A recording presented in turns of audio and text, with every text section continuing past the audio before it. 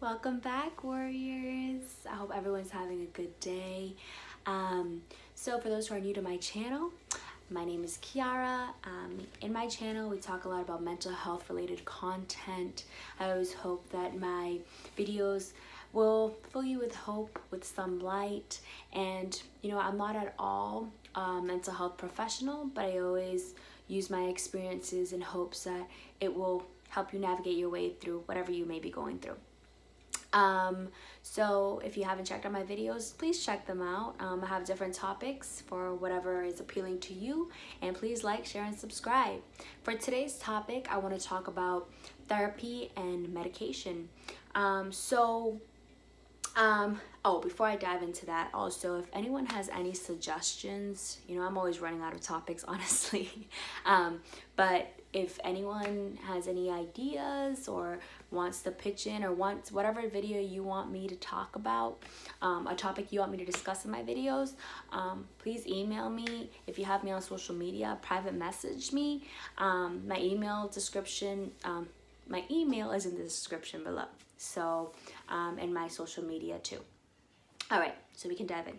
So for therapy, so I'm gonna kind of do them together but separate because they kind of go hand in hand.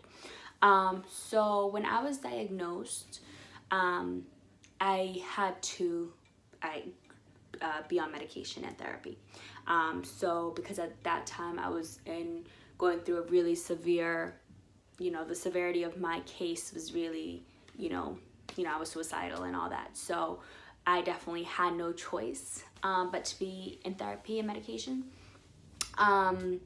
So therapy, I feel like people, a lot of times when I've talked to people, they say, yeah, it wasn't for me. And when I ask them, how many times did you go? They're like, oh, I went this one time, but I just didn't want to go anymore because it wasn't for me. So I'm gonna tell you, if you go by that one visit, it's not for anybody. Because I was like, what am I doing here? This is dumb. Like, I just felt like it was a waste of time to just be sitting there and talking to someone who doesn't really know me, right? And the idea of therapy is you're literally talking to someone, okay? You're venting. And it's what's cool about it is that this person's being paid to listen to you, so they're listening to you. So for me, it was weird at first. It definitely was really weird. But after a while, you start getting used to it. And I think once you start breaking down the mentality of this person's going to fix my issues, because a lot of people go in to their first meeting being like, okay, I'm gonna go in there and walk out perfect, my life is gonna be great. These people are not genies. They're not genies. You're not gonna fix your life. I wish that's how therapy works, but it does not. So you need to go in there with the mentality of, what do I want out of this therapy session? Whether it's working on coping skills, right? Or just really understanding your past trauma. So a lot of times, I've been going to therapy now for almost 3 years, and every single time I'm discovering something new about myself. I'm exploring so many things, and that's the beauty of it, that you're being heard, you're being validated, you are growing, you are healing, you are recovering, and that's the beauty of it all. Also, a lot of people, they're like, oh, I just didn't like my therapist, which is completely valid. People don't understand you need to go through a lot of therapists before you find the one for you. It's not just because you are given one, doesn't mean you have to stick with them. If you go and you're like, yeah, I didn't feel comfortable, that's completely valid. You need to remember, this is someone you're sharing your whole life to. This is someone you're going to tell your experiences to. You're going to share your traumas with, your fears. You're going to tell them your whole life. Therefore, you need someone you feel comfortable with. So for me, I wanted a minority.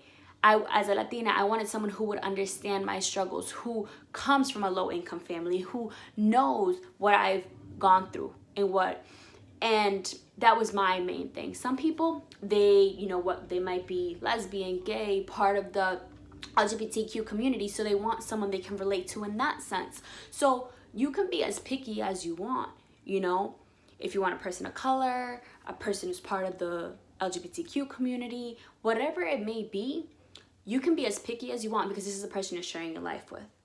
And to find a therapist, you know, you could go to your primary care provider sometime and let them know. They'll give you a list of people, or you can go online. You can go online, boom, boom, boom. This therapist near my area, yada, yada, yada. That's what I did.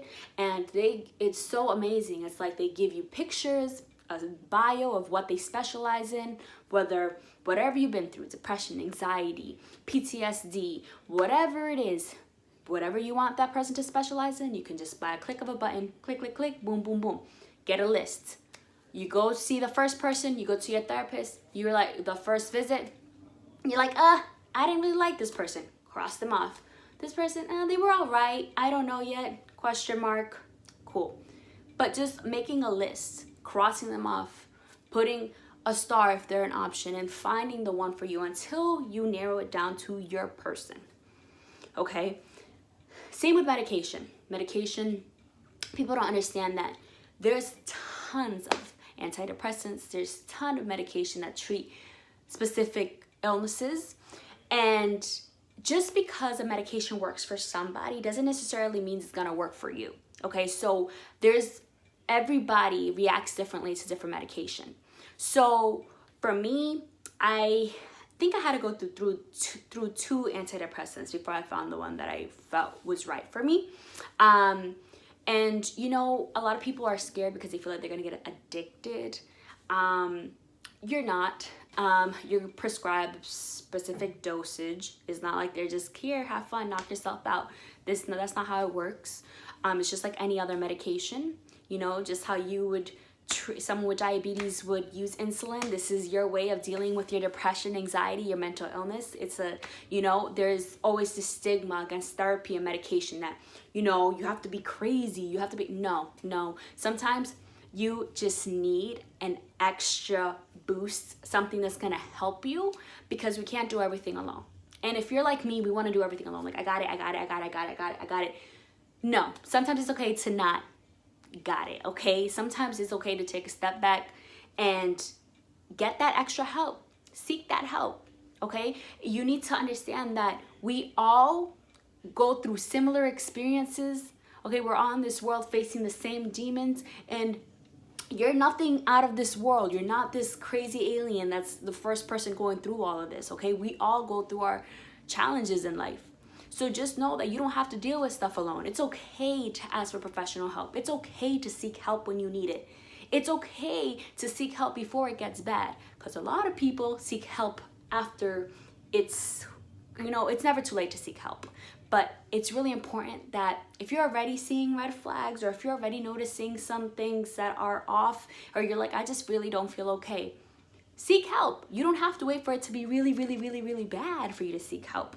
I wish I had known that, because I had to be, you know, in a state of life or death for me to seek help. You know, if I had sought help earlier, I probably wouldn't have never gone through what I went through. So I think I don't blame people for waiting a while before they get help, because there's such a stigma that still needs to be broken down before people feel comfortable enough to do so. But just know that you're never facing your demons alone. You have people out there. You have access to so many resources.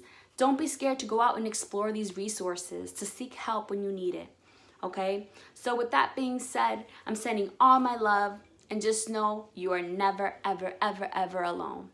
Mwah.